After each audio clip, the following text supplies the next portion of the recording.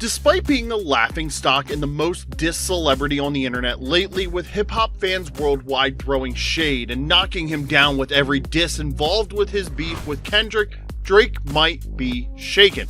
Still, he isn't backing out at all, at least not yet. He has finally made a move in an attempt to halt Kendrick and his crew's unprecedented victory lap in this feud that they've got going on.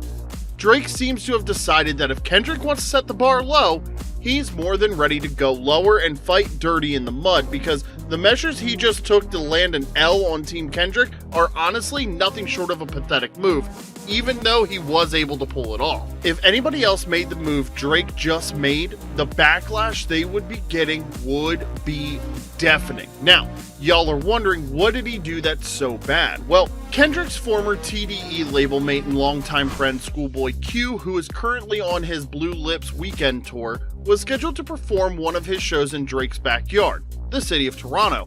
But unfortunately for Q, the show got cancelled out of nowhere by Canadian police for reasons shady at best. Schoolboy Q took to his X account to tweet his frustrations about the event. Quote, "They just cancelled my show in Toronto. Canadian police don't want anybody from TDE performing." Q went into further details with some follow-up tweets saying, quote, "Top was just with Wayne and Baby, SMH. Party Next Door just had a show at the Palladium. If we wanted to get y'all, we would have just done it. Now when somebody gets hurt, don't cry," end quote.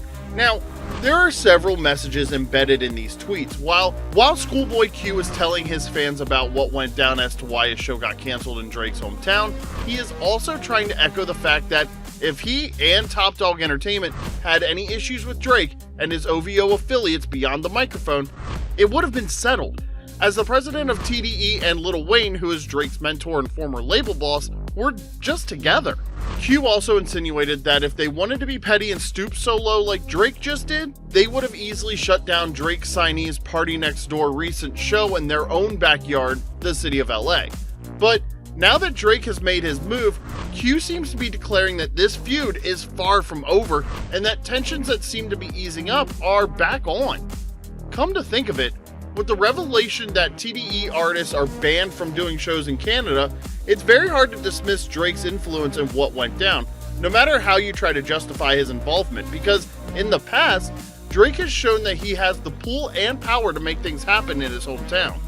A perfect example of this was in 2022, when he pulled the strings to get Lil Wayne back in Toronto after being banned as far back as 2011.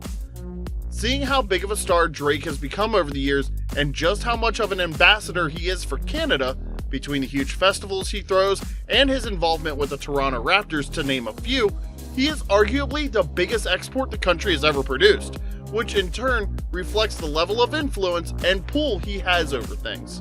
If this wasn't enough to convince you about these sneaky moves, Drake went on to post on his Instagram story later in a Tony Yayo shirt, just after Yayo recently said that any of Drake's critics are no longer welcome in the Six.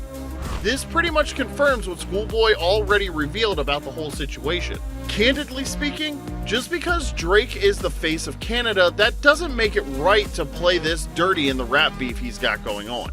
Out of everything he could have done to even the score, from releasing the rumored diss track he got lined up to every other angle to get back at Kendrick, TDE, and the West Coast, the man chose to pay back with an insane level of pettiness, which is shocking to say the least. It's pathetic when you think of it, that this is the length you have to go to counter the impact your opponents are making in a feud that you are hardly innocent of. Forcing a show to get canceled right before it was about to happen made everybody, from the artist to the hardworking crew that set it all up, lose money. And not just that, Drake literally robbed fans in his city from enjoying one of the best hip-hop performances on their calendar this year, because Schoolboy Q has shown in 2024 that he has been one of the best rappers so far, with his album Blue Lips being one of the most genuine and breathtaking bodies of work so far this year. While his affiliation with Kendrick Lamar and his appearances at the Pop Out concert and the Not Like Us video are well documented, Q's performance on his latest project is simply genius because he pushed the boundaries of how you can infuse passionate lyricism and emotional pain beautifully with such maturity, and a largely unpredictable but amazing production that few rappers, including Drake, can hardly pull off.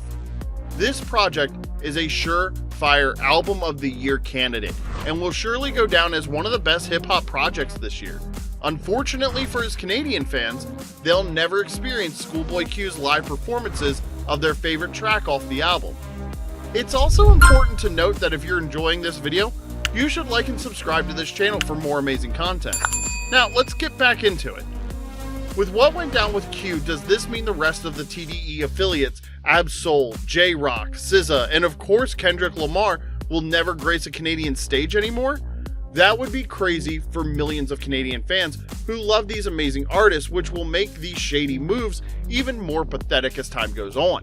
At the end of the day, it will only hurt the fans and the city in the long run, as their hip-hop ecosystem will begin to feel the brunt of these decisions as they will be closed off from the larger hip-hop world. The craziest part of this is that other rappers got beat with Drake, and with what just went down with TDE, who knows how far he's going to take this. It's going to be very interesting what's going to happen when Future and Metro Boomin go to Toronto on August 11th for their We Don't Trust You tour, considering it was these two guys who started this whole nightmare for Drake, and they have been throwing shade and standing firm on their anti-Drake mission. They will probably run into a similar problem and find out they can't play at the shows they've been billed to perform at, but we'll see how that goes. But the real question to look at is, what is Drake hoping to achieve from doing all this? Because it seems like a childish move. It's equivalent to a kid taking his ball home because he's pissed and doesn't want to play with anybody else anymore. If Drake starts blocking out artists from coming into his city and connecting with their fans because of their affiliations with Kendrick, or because they just don't like him and aren't ready to stroke his egos, it's going to trigger dominoes of problems. Aside from his petty interest in hurting their rivals' pockets by keeping them away from his turf, this will also hurt the revenues of businesses and venues that rely on these tours. Take, for example, the venue that was meant to host Q's show, a sold-out concert hall that was set to host 2,500 people, losing all that revenue because of a bruised man's ego. Hurting businesses in your own city by making them lose money from one of the biggest tours going on right now isn't very ideal. Although this venue is partially owned by Drake, other stakeholders and people with jobs were greatly inconvenienced. What all this drama reveals to us is the fundamental difference between how Drake and all the TDE artists and everyone else he's beefing with handle business. You don't need to be petty at the expense of everyone else to make a point. If you can no longer compete lyrically with Kendrick or anyone else on this beef chessboard, just take your L peacefully. The route Drake is threading is just showing how desperate he is to get back at Kendrick and his affiliates for doing what he feels is irreparable damage to his own career.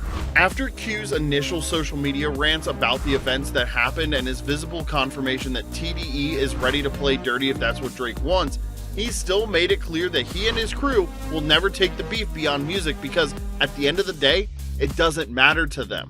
Y'all remember on Euphoria when Kendrick was talking about raising his son and how his life goes beyond just music? Or when Q kept calling himself a soccer dad?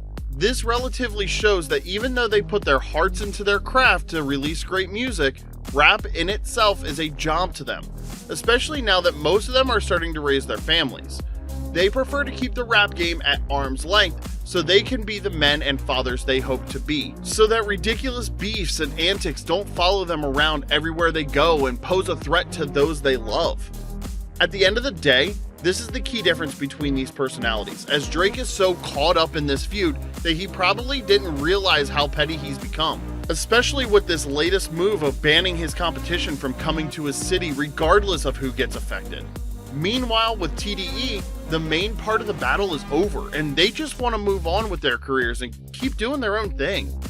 Drake needs to take a listen to the Blue Lips album instead of trolling, and he'll realize he should have gotten a ticket to the show instead of canceling it, because he would have experienced what a well-written album feels like, and just maybe, he would realize he needs to grow up a little bit and step up to be the man he's been called out for not being all this time. As it stands though, Drake seems to be sliding further into his own world of delusion, and beyond that, he's now affecting fans in his city and businesses alike.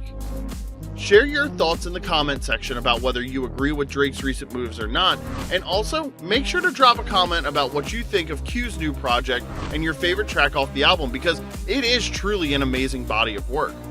If you want to see more videos about this whole feud, check out the recommended videos. Share, like, and subscribe to the channel so you don't miss out on the next video.